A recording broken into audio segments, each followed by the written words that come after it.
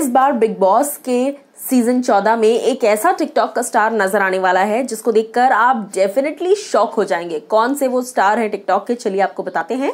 Well hello guys, welcome to movies Adda. मैं हूं ज्योति नाहक। अगर आपको याद हो, ये पैंडेमिक सिचुएशन जब शुरू हुई थी, उसके साथ साथ एक और सिचुएशन शुरू हो गई थी। पूरे यूट्यूब से लेकर इंस्टाग्राम से लेकर हर एक सोशल मीडिया प्लेटफॉर्म पर एक ही बात चल रही थी, टिकटॉक वर्सेस यूट्यूब। जी हाँ, ऐसा लग रहा था कि यूथ दो हिस्सों में डिवाइड हो चुका है। एक हिस्सा जो है वो टिकटॉक का सपोर्टर है और दूसरा हिस्सा यूट्यूब का। लेकिन ये जहां से शुरू हुआ, यानी कि आमिर सिद्दीकी नजर आ सकते हैं बिग बॉस सीजन 14 में। और इसकी अभी तक कोई कंफर्मेशन नहीं आई है, क्योंकि देखो कंफर्मेशन तो भाई सीधा प्रीमियर नाइट पर आती है। लेकिन हाँ, इस बात की र्यूमर्स जोरों शोरों से आ चुकी है और हर कोई इस बात को कह रहा है कि इस बार सीजन 14 में बहुत जल्द शायद आमिर सिद्दीकी नजर आ सकते हैं। मैं आपको बता दूं कि क्योंकि ये सुर्खियां बहुत ज्यादा बटोरी गई और ये बहुत ज्यादा सुर्खियों पर था ये सारा कुछ, टिकटॉक वर्सेस यूट्यूब। सो इस रीजन से आमिर सिद्दीकी को काफी ज्यादा पॉपुलैरिटी मिली है। और बिग बॉस में दो ही चीजें काम आती है, या तो आप बहुत ज्यादा पॉपुलर हो, या फिर आप बहुत ज्यादा कंट्रोवर्शियल हो, या फिर आप बहुत ज्यादा एंटरटेनिंग हो।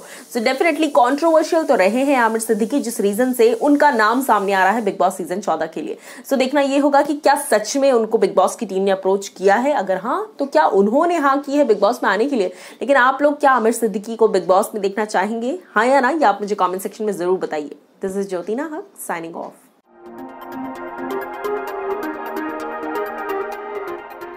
डिप्रेशन का धंधा चलाने वालों को पब्लिक ने उनकी औकात दिखा दी। जी हाँ, ये मेरा कहना नहीं है, ये कहना है कंगना रनौत का।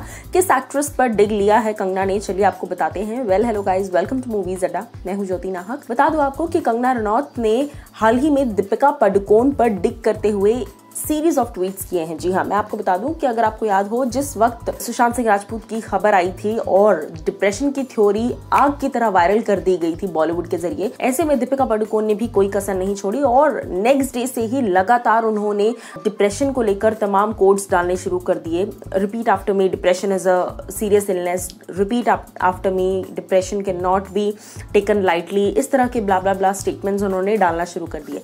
अब कंगना रनौत ने सुप्रीम कोर्ट के फैसले के बाद दीपिका पादुकोण पर डिग लिया है। जी हाँ, कंगना ने लिखा कि रिपीट आफ्टर मी कि डिप्रेशन का धंधा चलाने वालों को पब्लिक ने उनकी औकात दिखा दी। और साथ ही साथ उन्होंने लिखा justice for SSR and first step towards justice for SSR. कहीं ना कहीं मैं आपको बता दूं कि लगातार ये डिप्रेशन की जो थ्योरी है ये बहुत ज्यादा आजकल बिक रही है। कहीं ना कहीं की गई करतूतों को भी डिप्रेशन की थ्योरी दिखाकर पीछे छुपाया जा रहा है।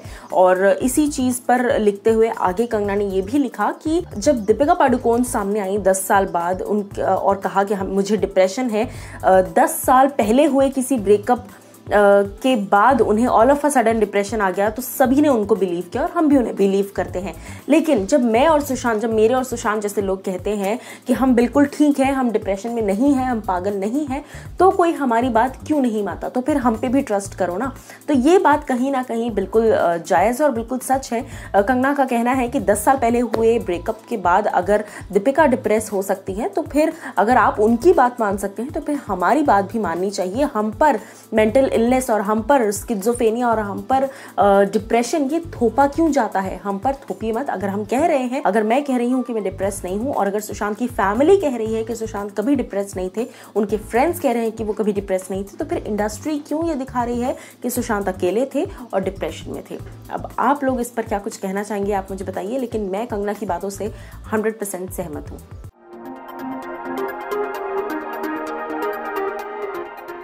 इस वक्त अगर कोई मुद्दा जोरों शोरों से इंडस्ट्री में चल रहा है तो वो है इनसाइडर और आउटसाइडर का मुद्दा। जी हाँ, और इस मुद्दे पर खुलकर अपनी राय दी है बॉबी देओल ने। क्या कुछ कहना है बॉबी देओल का, चलिए आपको बताते हैं। Well hello guys, welcome to movies अड्डा।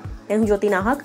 बता दूं आपको कि बॉबी देओल इस वक्त अपनी सेकंड इनिंग्स, आप कह सकते हैं सेकंड इनिंग्स इस वक्त उनकी चल रही है इंडस्ट्री में, यानी कि फिल्म इंडस्ट्री में। लेकिन इस पर बात करते हुए हाल ही में बॉबी देओल ने एक वेब पोर्टल से बात करते वक्त इस बात को कहा कि मैं भले ही इनसाइडर हूं, लेकिन उसके बावजूद मैं अभी भी स्ट्रगल कर रहा हूं, मैं कहीं ना कहीं संघर्ष कर रहा हूं। जी हाँ, बॉबी देओल ने कहा कि एक वक्त ऐसा था जब मुझे रोल्स ऑफर नहीं हो रहे थे, जब मेरा कोई काम नहीं चल रहा था, जिस वक्त मैंने इंडस्ट्री छोड़ दी थी, मुझे कोई कुछ ऑफर कर ही नहीं रहा था।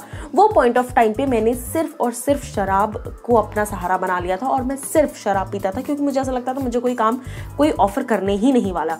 बट उसके बाद सेकेंड पारी शुरू हुई मेरे लाइफ की, उसके बाद से अब मुझे रोल्स ऑफर हो रहे हैं, वेब सीरीज ऑफर हो रही है और इस तरह की तमाम चीज़ें कही। मैं आपको बता दूं कि हाल ही में बॉबी देओल की वेब सीरीज आ रही है आश्रम, और उसके अलावा भी एक दो और प्रोजेक्ट्स है जिस पर बॉबी काम कर रहे हैं। और इसी दौरान इंटरव्यूज़ के दौरान, इन्हीं प्रमोशनल इंटरव्यूज़ के दौरान उन्होंने इस बात को कहा कि भले ही मैं इनसाइडर हूँ लेकिन उसके बावजूद मैं संघर्ष कर रहा हूँ। सो यहाँ पर बॉबी के अनुसार इनसाइडर और आउटसाइडर की बात नहीं है। It is all about how you work and it is all about आपकी किस्मत में क्या क्या चीज़ें हैं। तो एज ए व्यूअर आप लोग क्या कुछ कहना चाहेंगे इस पर, ये आप मुझे बताइए दिए गए कमेंट सेक्शन में।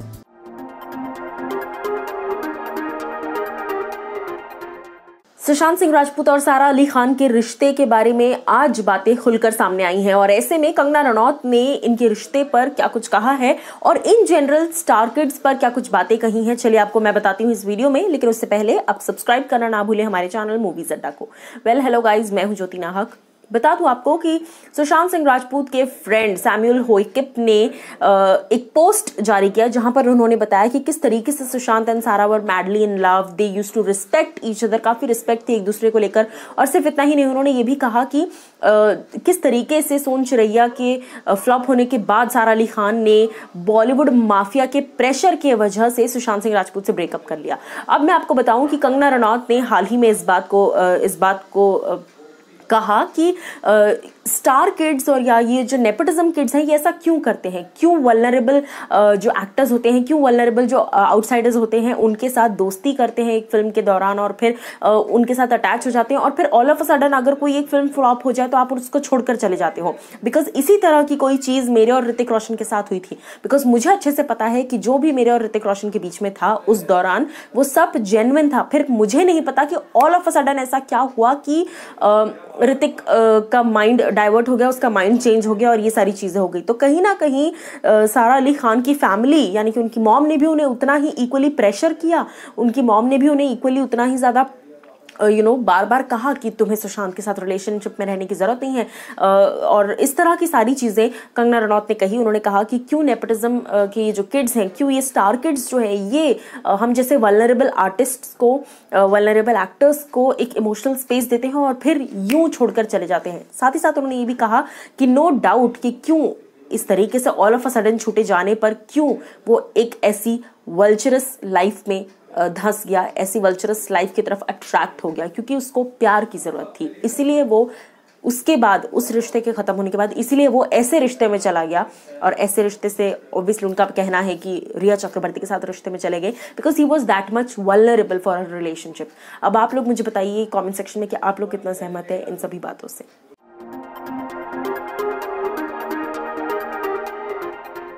आदित्य पंचोली, जिनके बेटे सूरज पंचोली का नाम लगातार सुशांत सिंह राजपूत के केस में आ रहा है, मैं आपको बता दूं कि उन्होंने क्या कुछ कहा है सुप्रीम कोर्ट के वर्डिक्ट पर। जी हाँ, well hello guys, welcome to movies Adda. मैं हूं ज्योति नाहक। बता दूं आपको कि सुप्रीम कोर्ट का वर्डिक्ट जो आया है कि सीबीआई अब इस केस की जांच करेगी। ऐसे में कई लोग अपने रिएक्शंस दे रहे हैं, लेकिन इन्हीं लोगों में अब एक आदित्य पंचोली का नाम भी शामिल हो चुका है। जी हाँ, आदित्य पंचोली ने हाल ही में मीडिया पोर्टल से बात करते वक्त इस बात को कहा कि मैं बहुत खुश हूं इस जजमेंट से और मैं उम्मीद करता हूं कि जस्टिस सर्व हो और जस्टिस हो सुशांत के केस में, क्योंकि कई ऐसे लोग हैं जहां पर उन्होंने रेफर किया अपने बेटे को। उन्होंने कहा कि बहुत सारे मासूम लोग जिनका इस केस से कोई लेना देना नहीं है, उनकी बार बार उनका नाम जो है इस केस में घसीटा जा रहा है, जिस रीजन से मैं ये चाहता हूं कि ये जो केस है अच्छा हुआ कि सीबीआई के पास पहुंच गया, ताकि सच बाहर आए, सच सबके सामने आए, क्या कुछ हुआ वो सबके सामने आए और जो लोग निर्दोष हैं, जिन पर इल्जाम लग रहे हैं, बेगुनाह साबित हों। सो कहीं ना कहीं आदित्य पंचोली ने अपने बेटे सूरज पंचोली के रेफरेंस में इस बात को कहा है, क्योंकि उनका कहना है कि उनका बेटा निर्दोष है और जबरदस्ती उनका नाम जो है ड्रैग किया जा रहा है, सूरज पंचोली का नाम ड्रैग किया जा रहा है दिशा सालियान के साथ और इस पूरे मुद्दे में ड्रैग हो रहा है। सो ही इज ऑल्सो हैप्पी, यानी कि आदित्य पंचोली ने कहा कि मैं भी खुश हूं कि फाइनली सीबीआई जांच करेगी और जिन निर्दोष लोगों पर इल्जाम लग रहे हैं वो बेगुनाह साबित होंगे। अब आप लोग मुझे बताइए कि आप लोग इनकी बातों से कितना सहमत हैं और क्या कुछ आप कहना चाहेंगे इस पर। दिस इज ज्योतिना हक साइनिंग ऑफ।